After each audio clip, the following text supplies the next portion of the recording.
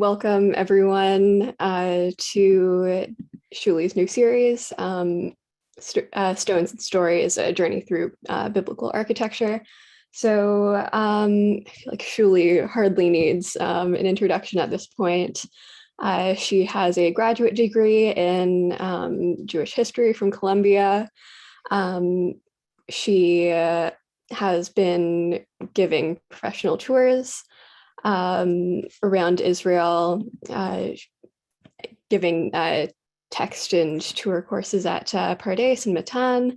And yeah, for the next 10 weeks, we'll be looking at the texts of Nach and their context in the various archaeological sites in Israel. It's too bad we couldn't be joining you there in person, Shulie, but 99.2. Sure, we're all grateful for the chance to join you here. Okay, thank you, Maxine. Wow, a lot of numbers. I don't know if that's because everybody is interested in this topic or because you're all stuck at home because everybody knows someone who's tested positive. Whatever reason it is, we're happy to have you. Okay, so let's get started. Maxine just put the sources in the chat. There aren't so many sources, but timeline, a few interesting things that are important. So the idea behind this course is we are going to go back to basics, back to Tanakh, to biblical history, and over the course of 10 weeks, what we're going to do is we're going to do more or less 2 classes per book, right? Nevi'im Rishonim, from Joshua through the Book of Kings, with a little bit of a taste at the end of the time of Yirmiyahu, of Jeremiah, and then of Shivat Zion, of the return to Zion. So that's our goal, to get a little bit of the sense of the connection between the land and the text. And obviously this is the tip of the iceberg. There's so much to talk about here. And of course, we want this to be a real trip one day and you'll go and see, but this is good preparation. Okay, so today we are going to start with the first of 2 about the book of Joshua, Sefer Yehoshua. And the way I divided it up was that this week we're going to do kind of an overview and focus on entering the land, K'nisa La'aretz, as well as the conquest. Next week, we're going to talk about the blessings and the curses and use that as a great jumping off point to talk about Mount Gerizim, Mount Eval, Shechem, the Shomronim, that whole area. Okay, so that's the basic division. Before we get started in understanding the book of Joshua, I just want you to take a look at this slide because I love it. This is from a medieval manuscript, an illustration of the book of Joshua, and you can see what is it, right? The key is the pasuk, is the verse that's written above. Yoriho Mitzuyeret ub'shenachar shomeret upnei bnei Israel sogeret u'misugeret. It is closed and enclosed, right? This is the pasuk that it says about Yoriho when bnei Israel come and start to conquer it. It is sogeret u'misugeret. And what the illustrator decided to do here, and this is based on a midrashic text, is to give Yoriho not 1 wall but 7 walls, right? So it's just a great picture, not in any way based on archaeology, as we're going to see, but it is fun to look at. So we're going to, like I said, take a look at entering the land, the moral side of it, the religious side of it. We're also going to try to understand a little bit, and again, this is a very tricky subject, and we're going to be coming across it all the time when we talk about Tanakh, which is how much of Tanakh are we taking at face value? How much do we say is contradicted by archaeology? How much does it, does archaeology back things up? We're going to see that in some places the stories are very clearly confirmed by archaeology. Khatsur in Yoriho, Khatsur in the book of Joshua is a great example.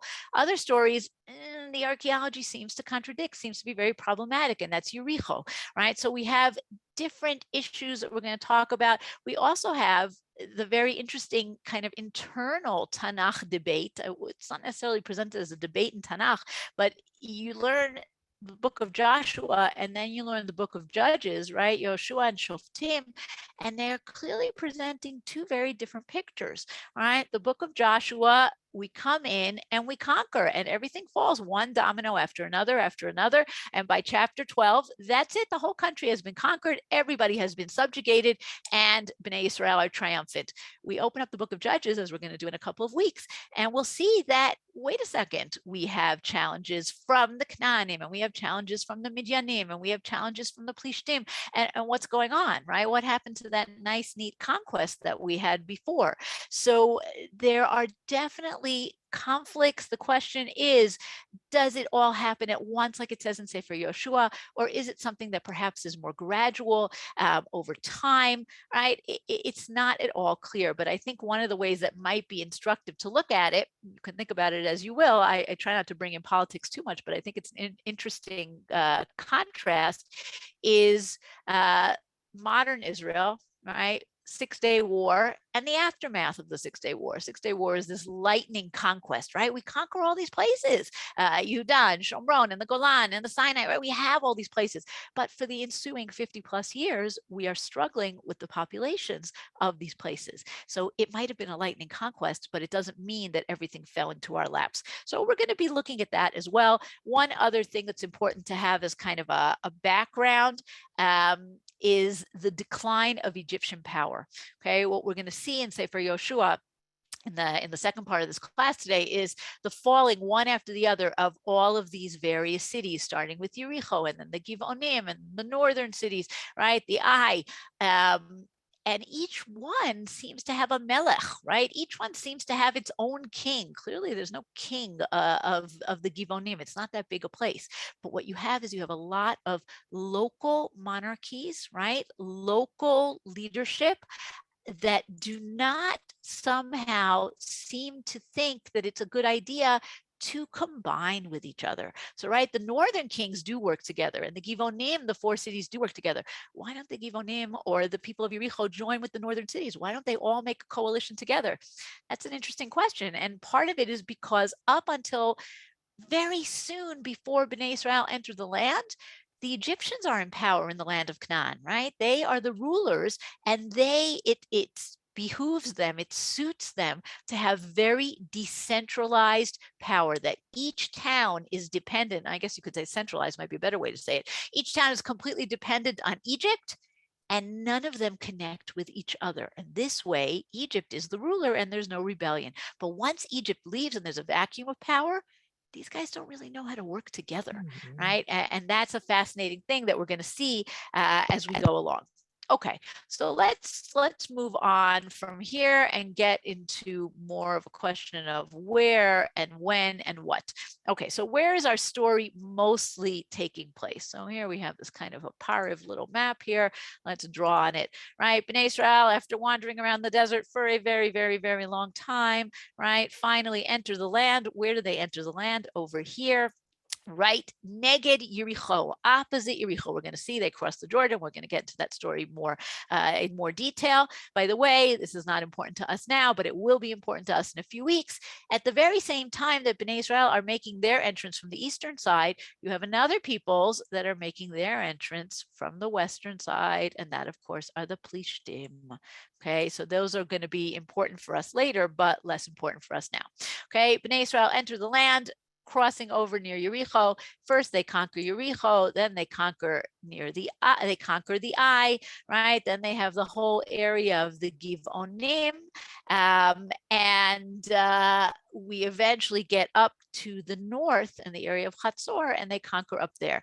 In between, we are also going to have the story of the blessings and the curses, like I said, what we're going to do tomorrow, and that's in the area near Shechem.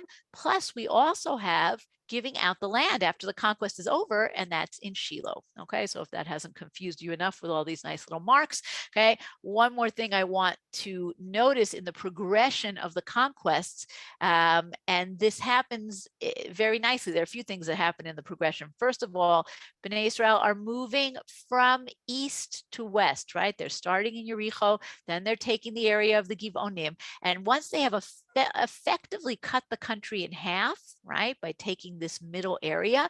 Only then did they move up and take the area of the north. So that's important. What's also interesting is that in archaeological surveys that have been done in the last 40, 50 years, we see that the settlement pattern, right, the new settlement pattern of the Israelites, because they make different kinds of settlements than the Canaanites, they also move from east to west, right? They start out in the Jordan Valley and then they move towards Samaria, towards Judah. So there is a progression like that as well. So that's also interesting to keep in mind. A different progression, not a geographical progression, but important as well, and this is pointed out by David Nativ at Yeshivat Har Etzion, is that the battles, if you think about it, right, think about Yoriho and the Ai and the Givonim and the northern communities, the battles go from more miraculous with a lot of divine intervention, think Yoriho, walls falling down when the shofars blow, to less and less miraculous, right? The Ai, God helps them. The Givonim, God sends down, stops the sun. But still, Yoshua is the one who has to figure out the military strategy. And by the time they get up to the north, basically, it's just the army that's working, right? So you go from much more miraculous to a much more natural way of being. And that fits beautifully with one of the themes of Sefer Yoshua, which is that we have to go from our completely miraculous life in the desert, right, where we're dependent on God for food, for water, for everything, to living a normal life in the land, right? So that's just a nice thing to keep in mind as we go through all these various battles and the trajectory of the story here. Just to give us a bit of an overview, always helpful, right? An outline of the book in case you haven't learned it since you were in like 4th grade. Hopefully you have, okay? Or this will give you an impetus to go and learn it. The first 5 chapters are essentially about entering the land, right? Sending the spies to Jericho, the whole episode of crossing the Jordan, and then the very strange next thing that happens, which really is what should happen, is chapter 6, the conquest of Jericho. But instead, we have circumcision and we have the first celebration of Pesach, of Passover in the land, as well as eating from the food of the land as opposed to the man, right? And that's one of the themes of the book, certainly of these first 5 chapters, is we are entering in order to have a spiritual existence as a nation under God. The conquest is important. The conquest is essential, but it's not the reason we are here. We are here to serve God. And that's why the first 2 things they do in the land are covenantal, right? You have to renew the covenant through Brit Milah. You have to renew the covenant through Passover. These are the 2 mitzvot aseh. These are the 2 positive mitzvot that if you don't do them, you're not considered to be part of the nation. You get karet, right? So these are very significant moments in the history of the people in the land. Once we've gotten through that, and we're going to go into this a little more in detail with chronology in a minute, we have the story of Jericho and the aftermath, which of course includes also the taking of the cherem and the taking of the spoils of the city, which is not allowed, and the punishment for that. We're not going to go into that story, although it is an important story. Chapter 8 is the different battles of the Ai, first the defeat, then the victory, and very briefly, the story of the blessings and curses. Like I said, we'll do that next time. Chapters 9, 10, 11, 12 is the conquest stories, all right? The Givonim, the center of the country, the north. Then we have what many people think of as the very boring part of the book that they zip through. But if you're an archaeologist or a tour guide or a historian, these are actually really important chapters. And that's settling the land. Who gets what? Where do they go? And this is actually very helpful to us in understanding where things are. And finally, the last 3 chapters are Yoshua's legacy, which we'll talk about also next time. His speech to the people and the covenant that he does with them, right? So that's just to lay out our book for us. And again, is the story more like the book of Joshua or more like the book of Judges? We're going to leave that as an open question for the moment. Before we start to enter the land, let's do the very end of Sefer Devarim, right? And of course, the beginning of Sefer Yoshua is Vayhi Acharei Mot Moshe, after Moses dies. And we're going to see the chronology in a minute. Moses dies and is buried where? Well, Torah tells us, right? He goes up on Har Nevo. Where is that? The Lo Yada Ish, right? Nobody knows. Nobody knows where it is. And the Jewish tradition is very emphatic on that point. We don't know where Moshe is buried. We don't want to know where Moshe is buried because we don't want it to become a shrine, a pilgrimage, an idolatry, right? And we don't know. Christians did not have these same reservations. And from Byzantine times, you already have a church on Mount Nebo, right? You can see the picture over here, the Franciscan custody of the Holy Land, the Custodia Terra Sancta, Mount Nebo, Memorial of Moses. So there's a Byzantine church there, and later other churches that were built in the same spot. However, we do have a very interesting site that's on this side of the Jordan, on the Israel side of the Jordan. And that's a site called Nebi Musa. Unfortunately, was in the news today. This is, if I'm remembering correctly, this is where the very tragic friendly fire incident happened. Nebi Musa is a site on the road out from Jerusalem to Jericho. And it's a fascinating site because what is it? Okay, this is a tradition that goes back at least 1,000 years. The Arabs had that this is the site of Moses' burial. Now, that doesn't make any sense, right? We know Moses doesn't enter the land, and the Muslims know this too, right? They know the Bible, they know the story. So the suggestion is that this is not the place of the burial. They understood it's not the place of the burial, but it's a place where you can see, right? You can see across to the Jordan. This is the first place when you're coming from Jerusalem, and that's why it's a place of a shrine. But the site, Nebi Musa, right, Hanavi Moshe, Prophet Moses, goes through some very interesting incarnations in modern times. This is a site that is built in Mamluk times, right, about 600-700 years ago. And it's later on rehabilitated in the time of the Ottomans. That's what the building is that you see now. It's a large complex. But what happens is that at some point, whether it's Mamluk times, Ottoman times, there begins to be a procession and a special day, a ziyarah, right? A Muslim holy day, a pilgrimage day to this site. When? Right around Easter time. And that's not accidental. There's no connection between Moshe Rabbeinu and Easter time, but rather it's meant to counteract the huge flow of Christian pilgrims coming to Jerusalem. And here we're going to have a Muslim parade, procession, leaving Jerusalem, going out to Nebi Musa. And in the early part of the 20th century, it becomes very much an expression of Palestinian nationalism, right? Of Arab nationalism, of going out from Jerusalem out to Nebi Musa, this huge procession. That's the picture that you're seeing over here. And in fact, in the very first real serious riots against Jews in the land of Israel in 1920, they begin with this procession, right? So it's actually a fascinating story, but it is not the place of burial of Moshe Rabbeinu. By the way, when this area is conquered by Jordan in 1948, they don't like all this nationalism and they stop the processions. It's not Israel that stops it. It's actually Jordan that stops it. It's begun, it stopped again, right? But the site is still an important site.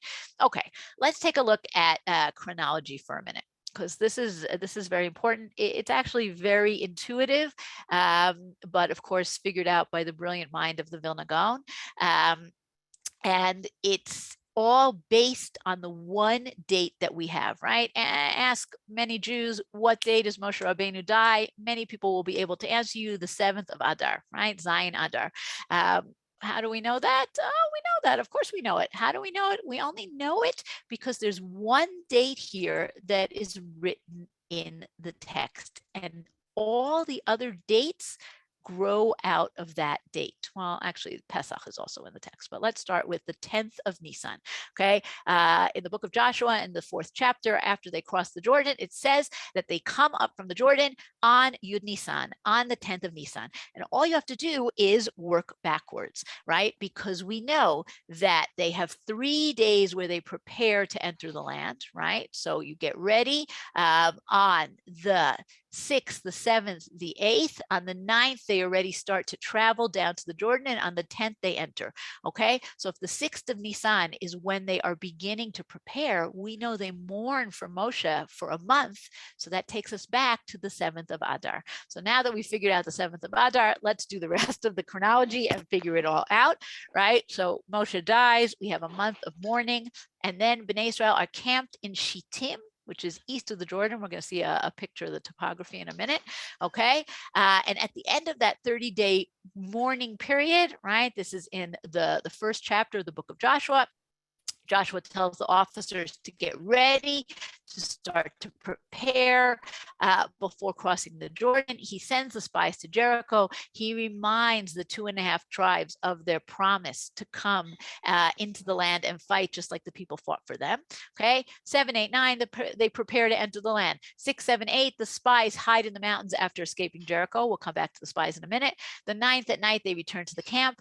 Okay, the 9th, meaning the beginning of the 9th, during the day of the 9th, they travel down to the Jordan. They cross on the 10th. Okay, they set up monuments. Perhaps this is the day that they do the blessings and the curses. We'll talk about that next time. And they are circumcised. Okay, very important. They don't do that commandment throughout the time they're in the desert, only when they enter the land.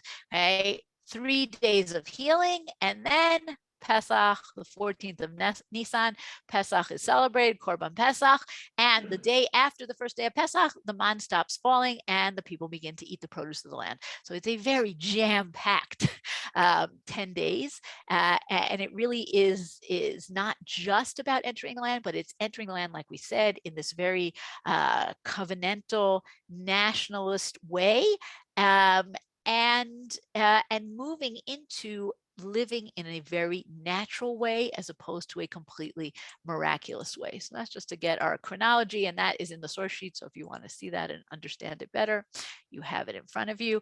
And now let's just understand a little where we are, right? So the topography, right? At the beginning of the book, Bnei Israel are, let's see, here's our Jordan, right? Here's our nice squiggly Jordan entering into the Dead Sea. So Bnei Israel are camped about 10 kilometers east of the Jordan in Shittim.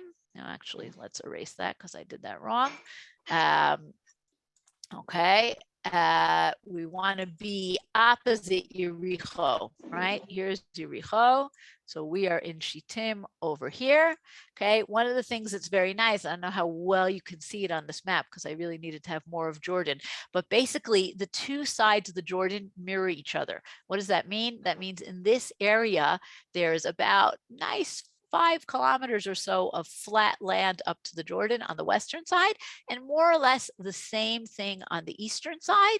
Okay, once you get past those few kilometers, then you start to ascend into the mountains. The mountains of Jordan are actually much higher than the mountains of Israel, but it's the same basic topography, right? This is actually important when we talk about Yehoshua going and helping the Giveonim. He's got to ascend from this very low place, and anybody who's been to Israel and been to this area knows that as you come down from Jerusalem, your ears start to hurt because you're going way, way, way down because you're almost by the Dead Sea.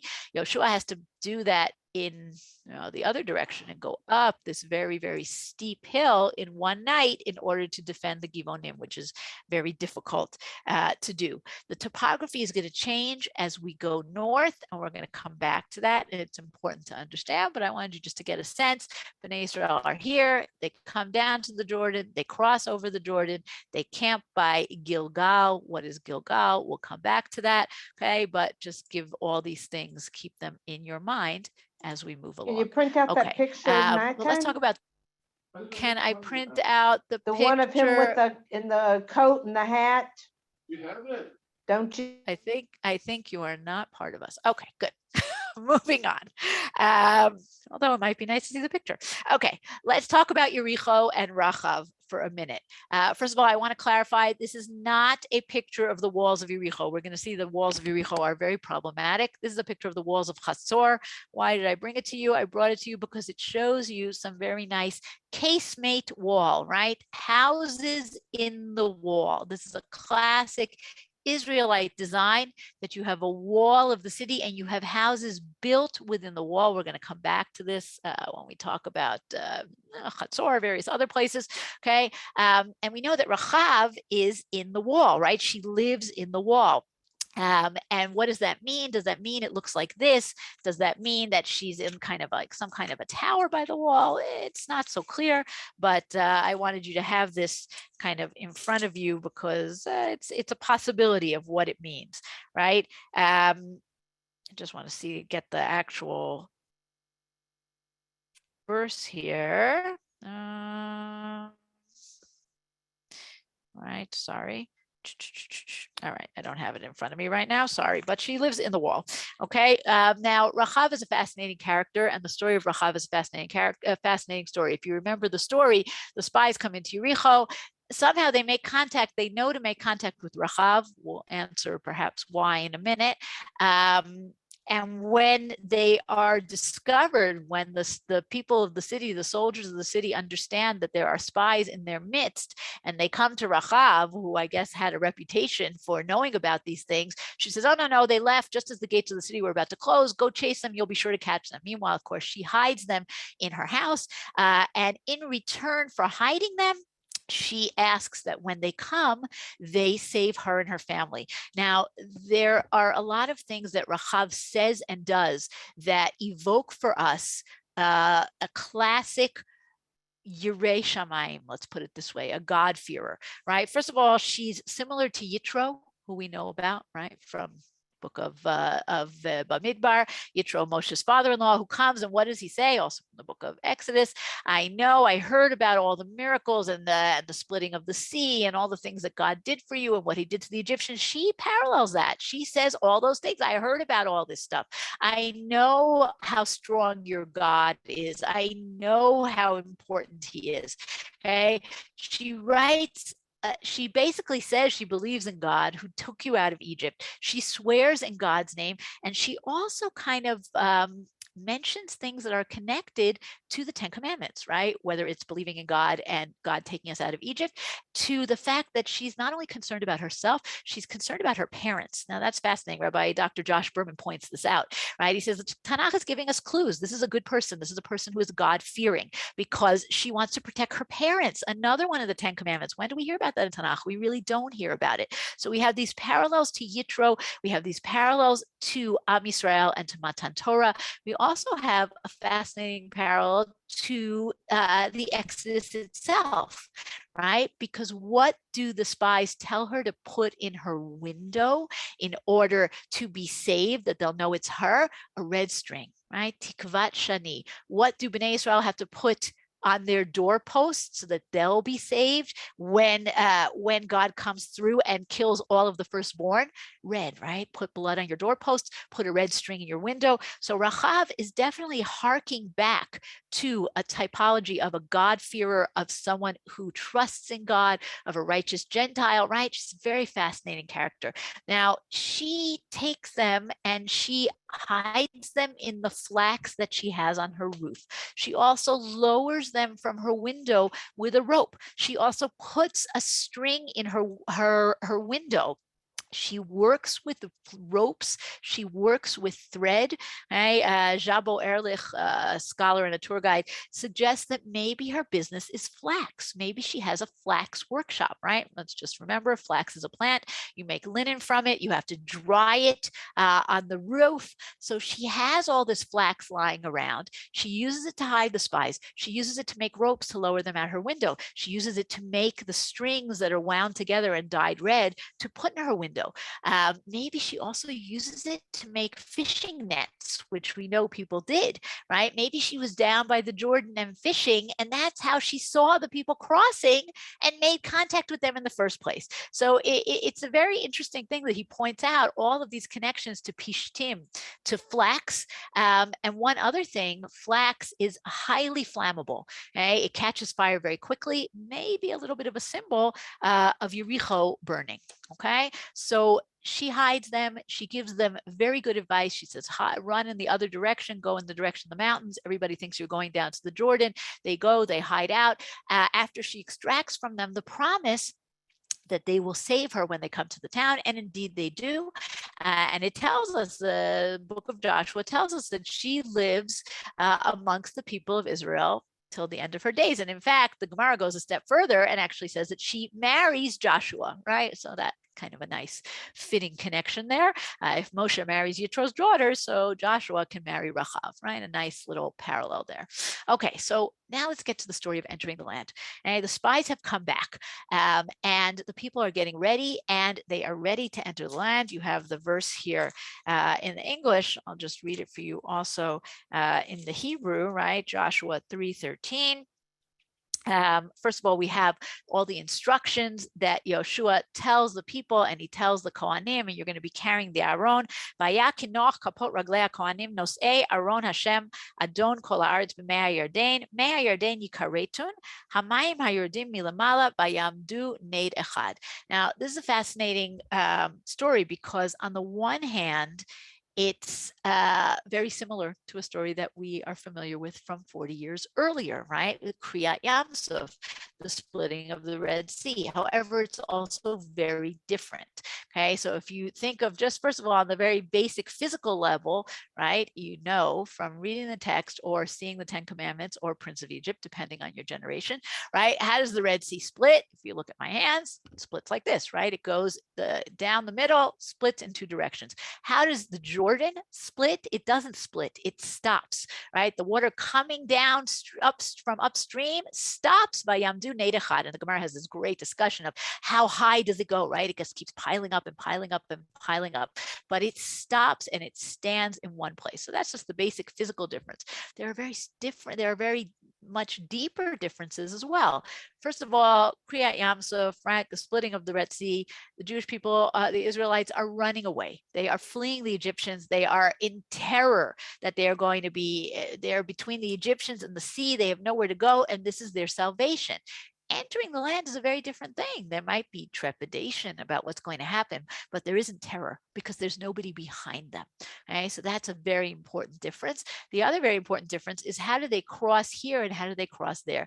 There, the sea splits because Moses lifts up his stick, or according to the Midrash, right, Nach jumps in and splits the sea. Here, who makes the water stop?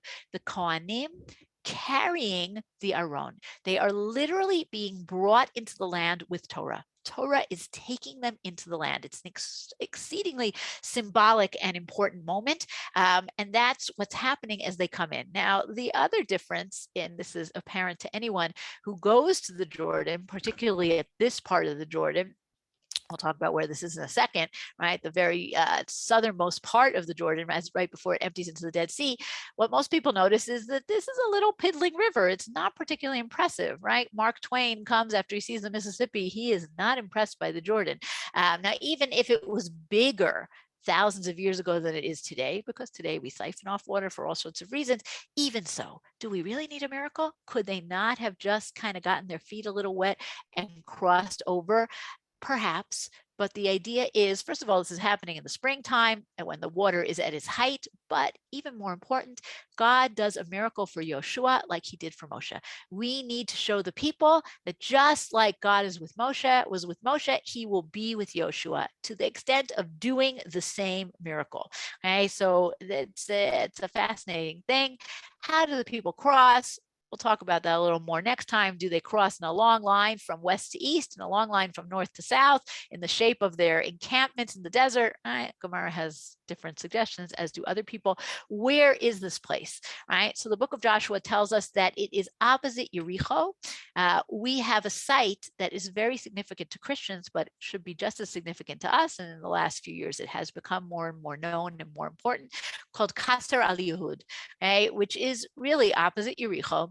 It's, as I said, at the southernmost point of the Jordan before it empties into the Dead Sea. The Arab name for it is Crusader Aliyah, which means either the palace of the Jews or the breaking point, the crossing point of the Jews, right? If it's the crossing point, that's beautiful because this is where we assume that we cross. Now, why is it a big deal for Christians? As you can see, here's a whole bunch of Christians who are baptizing. Christians come, or used to come, hopefully will come again, from all over the world to come and be baptized in the Jordan at this place, because the New Testament tells a story about Jesus encountering John the Baptist by the Jordan, and Jesus asks John to baptize him. John baptizes him, and then Jesus has a vision of God, an epiphany. Right? And Christians already from Byzantine times, from 1500 years ago, they associate that story with this part of the river. There are churches that are built all along this area, but up until very, very recently, this was a closed military zone. Why? Because from 48 to 67, this was in the hands of Jordan. Thousands and thousands of Christian pilgrims would come here every year. After the 6-Day War, this came into the hands of Israel, and it was open. And basically the Fatah, the PLO, used the fact that there were churches here and monks here, and they would cross over the Jordan and use the churches and the monasteries as a base from which to go and attack other places in Israel further west. And already in the 70s, Israel has enough of this. They evacuate the monks, the nuns, they closed down the churches, and they mined the whole area. And the mines are still there, as you can see from the sign. In the 80s and in the 90s, the Vatican starts to put a lot of pressure on Israel to open the site. It's a very significant site for Christians, one of the holiest sites in the world. And about 15 years ago, Israel opened it up under military supervision, because we're right on the border, right? When you look at this picture, okay, these guys are on the Israeli side. This structure is already Jordan. Okay, you're literally on the border itself. So originally Israel opens it up only, you had to arrange with the army, and then the last 10 years it's been open to the public, and thank God it's been very quiet and very nice. And tons of Christians come, but Jews are starting to come more as well, particularly on Yud Nisan, right? On the 10th of Nisan when this happened. Now let's come back to our story of crossing, right? So we have, as we hear the story, right? We heard about that. They go into the Kohanim, enter the water with the Aron, and then we have this very odd pasuk, right? 3:16. Again, I'll read it to you in the Hebrew, and then we'll explain it. Vayamdu hamayim hayurdim milamala kamu ned echad, right? We understood that. The water coming down stands up, right, in a tower. Harchek ma'od me Adam ha'ir asher mitzad sartan. What does that mean? Far away from Adam, the town next to Sartan. And then it goes on, it tells us Neged Yoriho, right? That's important for us. What's going on here? Why do we care about this town? Adam, what's the deal? So commentaries, the classical commentaries try to explain it. Radak, Rav David Kimchi, says what it means is that Adam is a town that's right nearby to where they crossed. And the miracle was that even though the water is stopped up and it's piling up, right? Think about your sink, stopper it up, and then it starts to overflow. Here, the water did not overflow into Adam, the town that's right next door. It's a beautiful explanation. However, Radak lived in Spain. He didn't live in the land of Israel. And so he did not know that about 30 kilometers north of where they cross is a place called Adam, right? Today, there's a bridge called Gesher Damya, but there's a place called Adam. And again, Jabo Erlich, who we mentioned before with the flax, he has a very interesting explanation. He says the topography of the land changes, and you can see it nicely here. Close to Yoriho, it's nice and flat, right? Very flat, lots of space. But as you go north, the mountains start getting closer and closer and closer. And you see this as you drive along. And by the time you're up near Adam, the mountains are right up near the road, which is right up near the Jordan. Okay, why is this important to us? Because every once in a while, there's a big storm, or more likely an earthquake, shakes some rocks loose from the mountains, and they fall down. Now, if they fall down over here, big deal, they're going to fall down over here. But if they fall down over here by Adam, they fall into the Jordan, and they block it up. And we know this happens. The last time it happened was in 1927.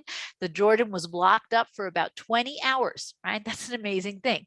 What Jabo suggests is that this is the reason that the pasuk mentions Adam. It actually happens this way. Now, why is this beautiful? Because it means that this is a miracle. Meaning, why is it a miracle? Because it happens at the right time, but it's a miracle in a natural way. It's not the same as the splitting of the Red Sea.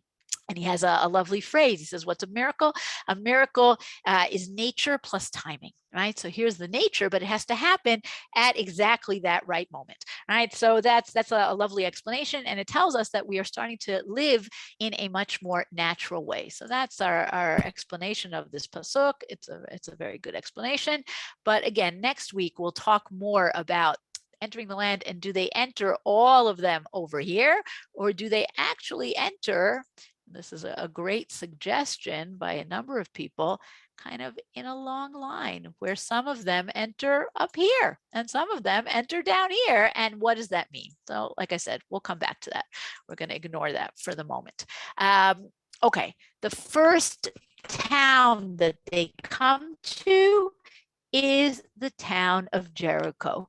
And Rashi brings the Midrash, which says, Yoriho hi man'ula shel Eretz Yisrael. It is the key to the land of Israel, right? What does that mean? Why is it so important? Well, first of all, like we saw before, right?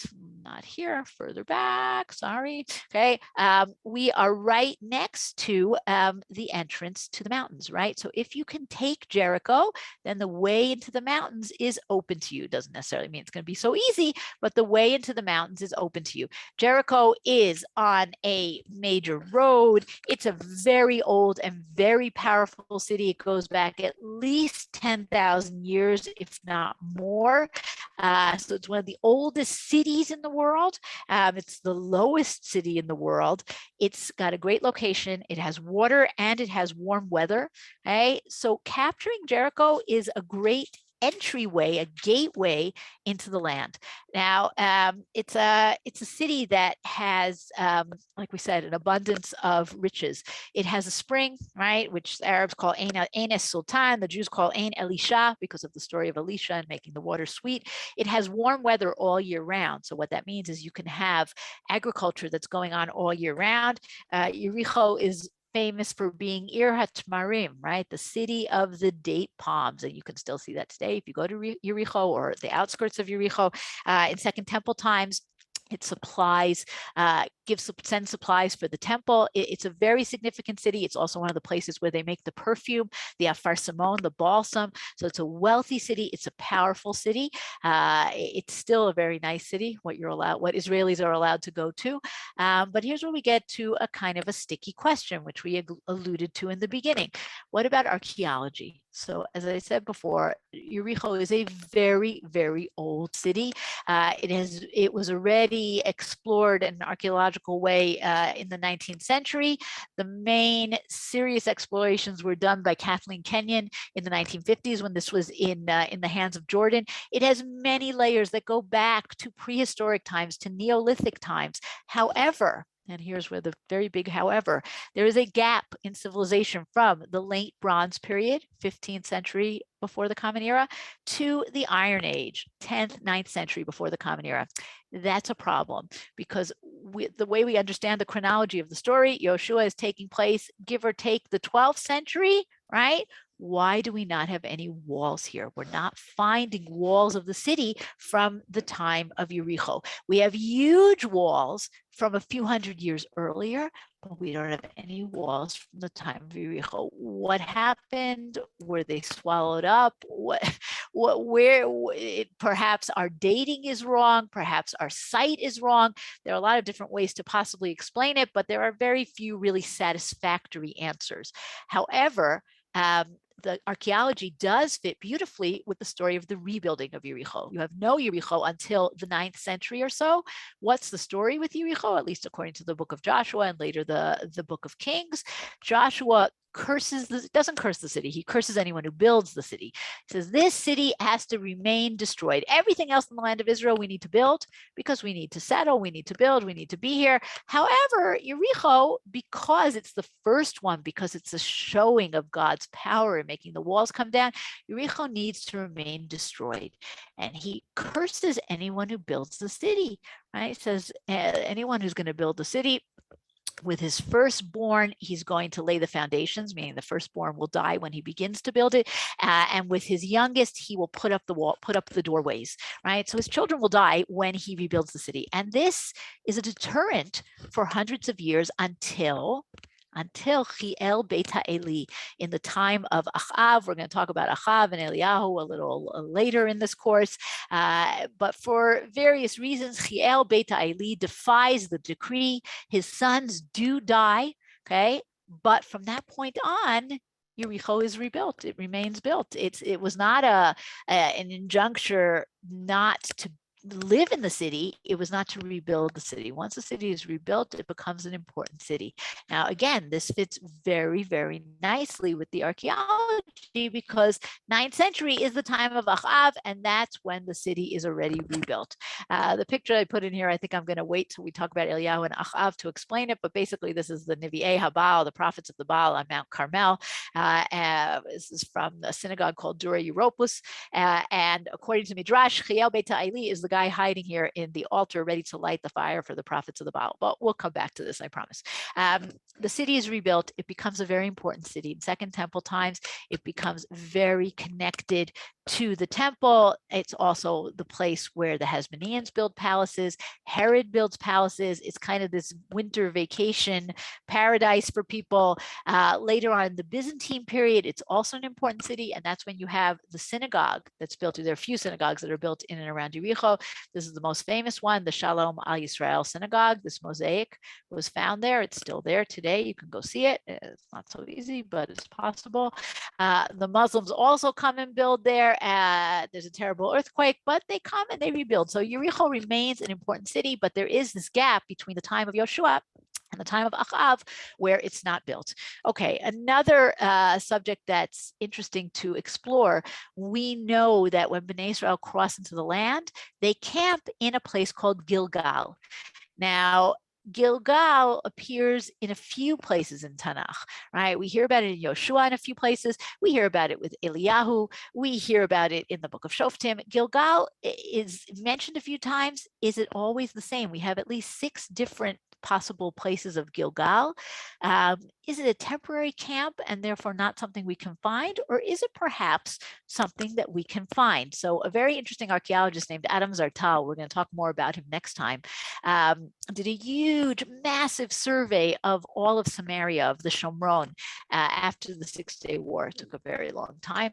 And he found 6 of these strangely shaped sites, right? And if you look at the outline, the wall, it should remind you a little bit, perhaps it does, it reminded Adam Zartal of a footprint. Okay, that's what it looks like. And he says all of these sandal-shaped enclosures are Gilgals. Okay, and he says, what is the idea? Gilgal really just means a pile of rocks, right? A gal of avanim. And he says, what is this idea of a Gilgal? He claims that there was some kind of a ritual significance to the shape, that the people, the Bnei Israel, would walk around the perimeter, and that would kind of sanctify the place. This would explain the idea of Aliyah la regel and calling holidays regel, right? Where's this foot? What does that mean? Aliyah Regel doesn't mean just going by foot to the temple, but maybe there's actually this ritualistic walking around to claim it, right? Very interesting. The pottery in the site shows us that it's early iron, meaning it's around the time of Yoshuas. It's a little bit later. They're all found in the Jordan Valley. Very interesting. Take it or leave it. I'm not sure if I agree with it, but I do think it's an interesting idea. Okay, let's spend our last 10, 15 minutes or so talking about the conquests, right? And a few other things. Okay, so first of all, after we have the story of Yoriho, after we have the story of the Ai, we have this very interesting story of the people called the Giveonim. Now, if you recall the story, the Giveonim are from an area near Jerusalem. We'll look at the 4 cities in a second. Not far away at all. They are very frightened of the Israelites and of their conquest. So what they do is they pretend they are from very far away, and they schlep out to Gilgal, which is less than a day's walk away from them. And they manage to convince Yehoshua and the people that they have been traveling for days upon days, and they're from very far away, and they want to make a covenant with the people. Yehoshua doesn't ask too many questions. He makes a covenant. Later on, he finds out they're locals, but he can't break his contract with them. The commentaries have a very interesting time explaining this story. The Ramban says, really, Yehoshua, he bases this on a pasuk in the 12th chapter of the book. Yehoshua sends out out peace messages to all of the people of the land, and the Giveonim misinterpret it, and they don't understand that it's really meant. Everybody else ignores it and says we're going to fight, but the Giveonim really do want to make peace, but they misinterpret it. They think you have to be from far away. And so they pretend that they're from far away. In any case, it's a very interesting question. We are not going to go into it too deeply. Where really are they from? So we hear about 4 different cities. One is Giveon. Today we have Giveon HaChadasha, but the original Giveon is an Arab town called Algeb, right? All of these are northwest of Jerusalem, okay? We have a place called Hakfira, which many people think is Ma'aleh HaChamisha, okay? We have Be'erot, which is perhaps Albira, not far from here, okay? And then we have Kiryat Yearim, or maybe it's Nevi Samuel, right? That's another possibility.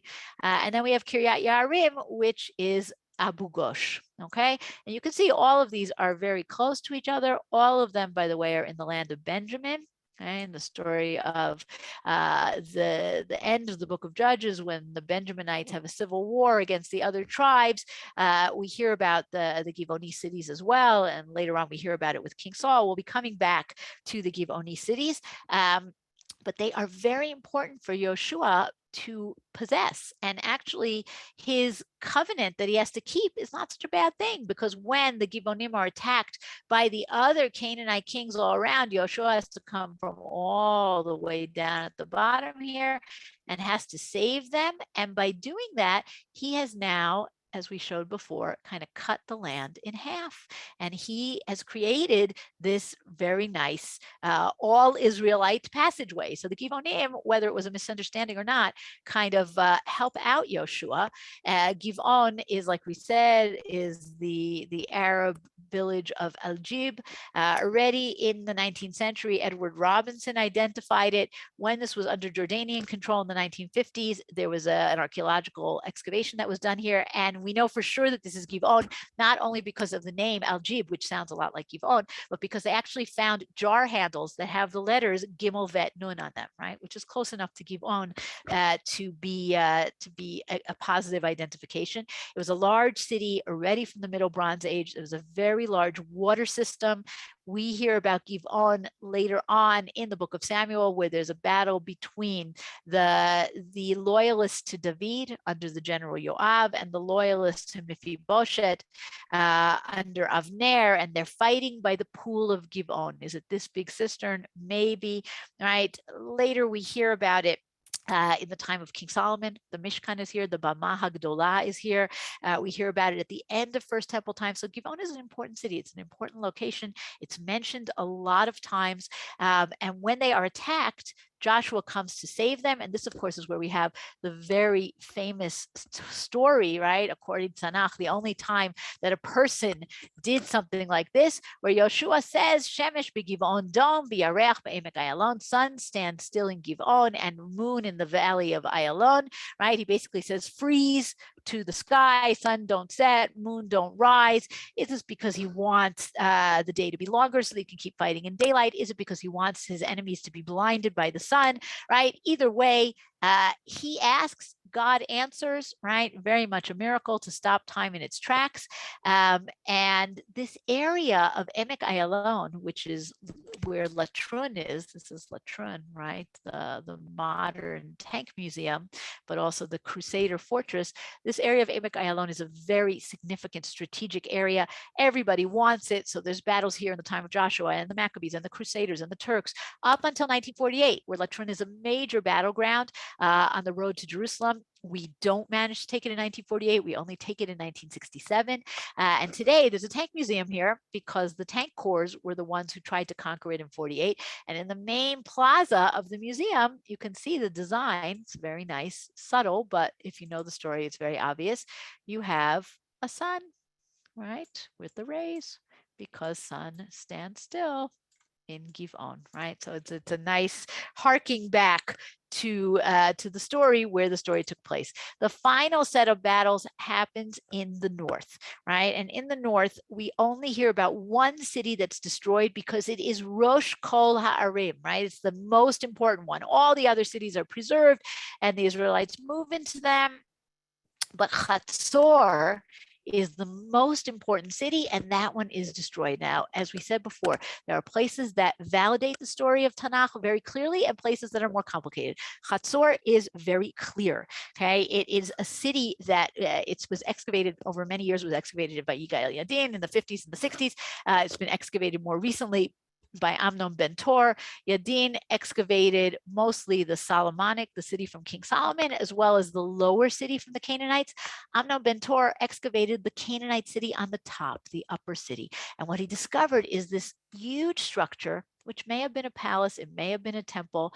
There's some kind of an altar in the front. It's not so clear what it is, but what's important for our purposes is it shows signs of a massive, massive conflagration and destruction, not just of the place, but there are statues, Canaanite statues of the Baal, right? One of the major Canaanite gods who's decapitated. So you have a fire, you have a destruction of idolatry from the 12th century, fits perfectly with the story. Okay, so it's destroyed in the time of Yehoshua, but unlike Yoriho, it doesn't have to remain destroyed, but it is rebuilt, and it's going to be important later in our story of King Solomon. Now, Khatsur has major important temples, okay? Canaanite temples, matzevot, monuments, all kinds of monoliths and statues and gods.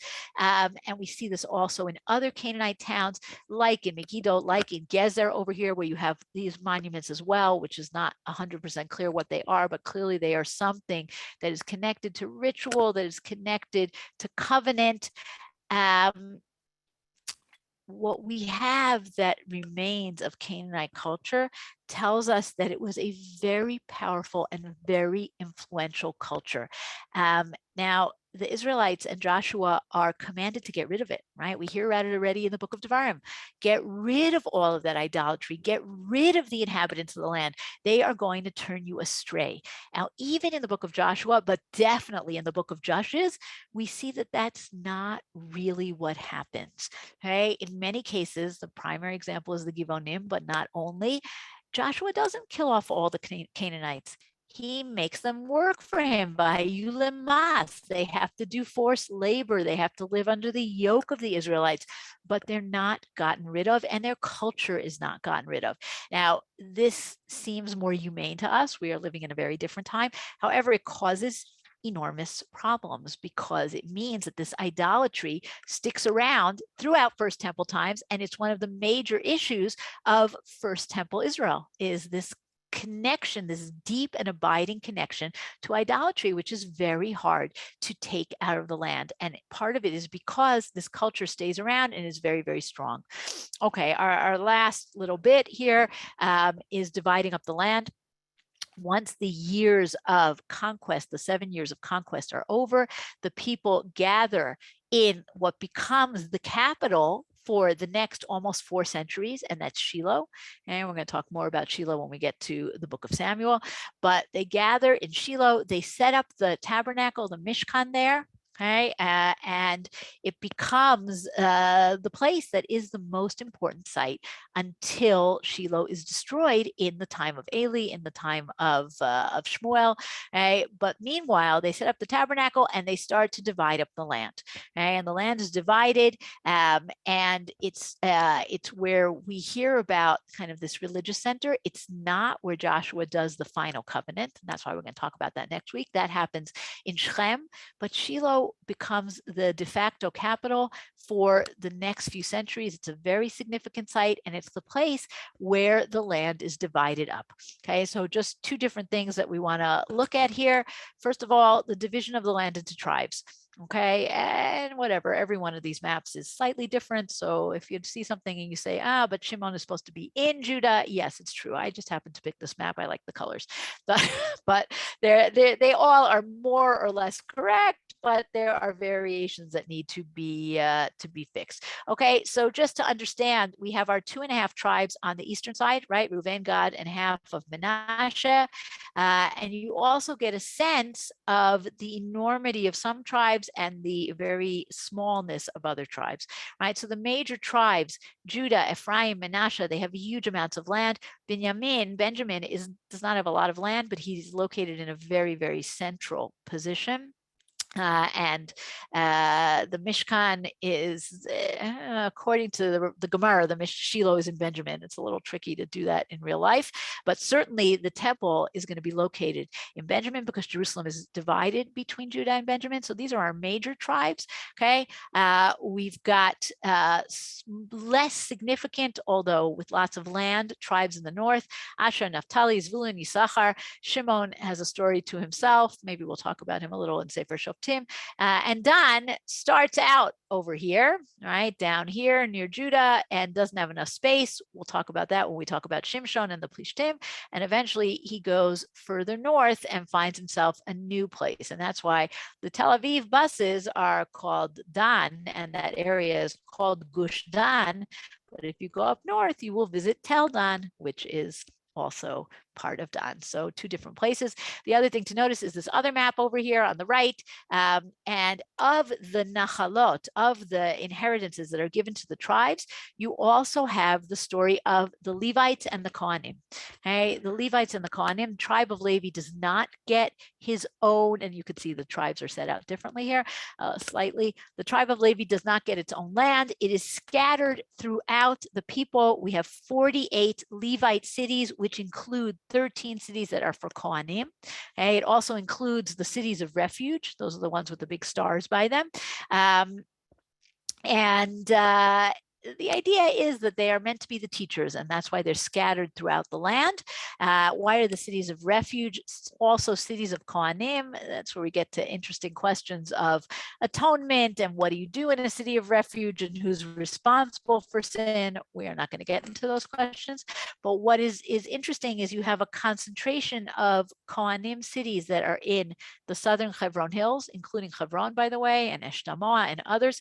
And in much later Jewish history, right, in the post-Second Temple times, these still seem to retain some kind of a Kohen identity.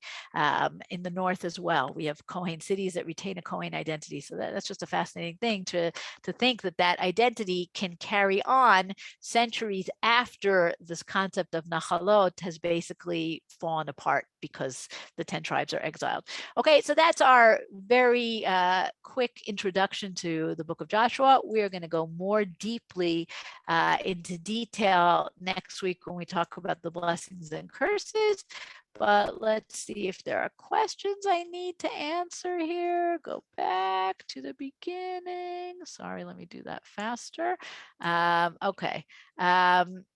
A labyrinth used for meditative walks. Yes, very nice. But also it's just kind of nice that the different layers upon layers. Whoever is not muted, mute please. We'll do questions after this. A similar labyrinth at the University of Edinburgh. I don't know. That's a very interesting question. Maybe the drawing is modeled on the labyrinth, but I don't think it's from Edinburgh, so I don't know. Spoke and center road system, swift and thorough conquest. Right, it's true. The book of Joshua also is not 100% that everything is conquered all at once. That is very true, and it leaves it open. Travels of the Israelites, right? Yeah, I didn't draw it so carefully. Don't take that. Don't take my squiggles on the map as how they entered the land, but no, they don't go in through Beersheba, although we do hear about conquest of Arad, and that's a very disputed question and not one that I am going to go into because there's essentially very little in the way of any kind of archaeological evidence. Rivka Esther says, Nach Yomi is supposed to begin a new cycle. Very nice. Okay, good. Perfect timing. Not making Moshe's grave a sign should be Musar Haskel. Do the Franciscans disagree with the Arabs that the Jews have no connection to the land? I'm not even going to go into that, although that is an interesting question. Okay, Gilgal, right. So this is a private question, but I will just say the question was, do the circumcisions happen before entering into the land? We hear about that the last time they circumcise is the ones who were in Egypt. And it says it explicitly in the Torah that they do not circumcise in the desert, right? And the suggestion is it was dangerous. They're traveling, right? It's not safe. But Rav Yitzchak Rosen suggests that maybe they're saving the mitzvah of circumcision to enter the land. Maybe they need to renew the covenant in the land, and that's a very interesting idea. Okay, let's see. We're skipping all about the shrines. Bones of Joseph we're going to do next time. Hey, something like that happened with Niagara, but it was an ice flow. I don't think that's what happened with the Jordan, but nice. The Derech HaMelech on the Moab side. Oh, yeah, that is a good question. But yes, it's basically on that flat plain. It's exactly the flat plain near the river, not on the mountain plateau, if I'm remembering correctly. I have to check, but I'm pretty sure it's the flat plain. If anyone in Israel, the Beit Sefer Sadeh has 4 more trips in the footsteps of Yehoshua. Oh, very nice. Thank you. Okay, that's a great connection. Also, the Beit Sefer Sadeh, people who live in Israel, they go usually Pesach and Sukkot on Chol Moed. They actually go to Yoriho. I went with them last year. It was amazing. You got to go to the Tel Aviv Yericho and to the Shalom Yisrael synagogue. Very, very interesting. Okay, any other questions? No. Thank you for all the compliments. Is it true the land wanted is very lush and great for flocks? Unfortunately, I don't know enough about Jordan. I am focusing on the land of Israel. Also, how it was 3,000 years ago is not necessarily how it is today. Menashe may have entered the land. Yes, you have very interesting midrashim based on Divrei Hayamim. Also, fascinating question. I cannot post a PDF of my illustrations and maps, but basically pretty much everything that I take is off of the web and Wikipedia, and you can see it in the YouTube and do screenshots if you want. Okay. Yes, I'm not going into the Negev. It's a good question. I don't know enough about it to talk about it. What I do know to say is that following the progression of where Bnei Israel were in the desert is a very tricky thing to do. We don't even know where Mount Sinai was. Okay? And that's not so surprising because even if we are talking about lots of people, and that's questionable how many people there were, they're nomads. They're moving on. They're not building towns and villages. So it's a very tricky question. What exactly is that trajectory? Where do they go? Do they cut through the Negev? Do they go around in the Sinai? There are books about it. I am not your resource for that, unfortunately. I try to stick to the land of Israel. Did the walls of Jericho sink into the ground? That's one suggestion, right? That the Midrash does talk about that, and that's why they're not around anymore. Archaeologists don't love that answer, but it is an interesting answer. Other questions? Anybody want to ask questions just, live as humans? Yes, Hi. Peter, hello. Shulie, hello. Do you know of any archaeological textbooks that, if I have the chronology correct, the end of the Bronze Age civilization, when there were these huge trade routes that went from Iran all the way to the Western Mediterranean, and right around 1100, 1200 BCE, it all falls apart. And that's people all believe, connected to this Egypt story.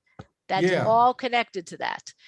Right. So you do you want to know a book that I understand. could read that makes all those Let me think connections? about it because I have your email and I will send you something if I think of something good.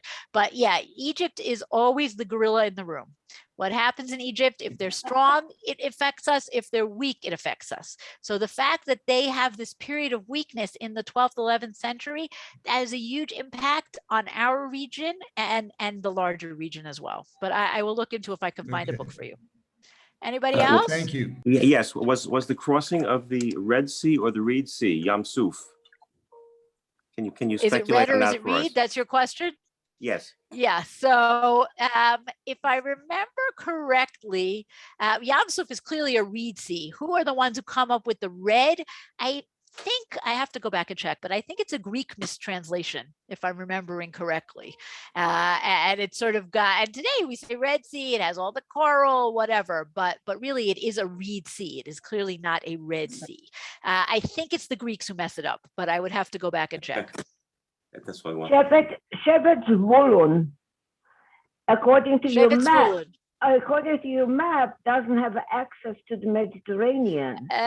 Very good question, right? Zvulun lechof yamim yishkon. Right. Is he really lechof yamim?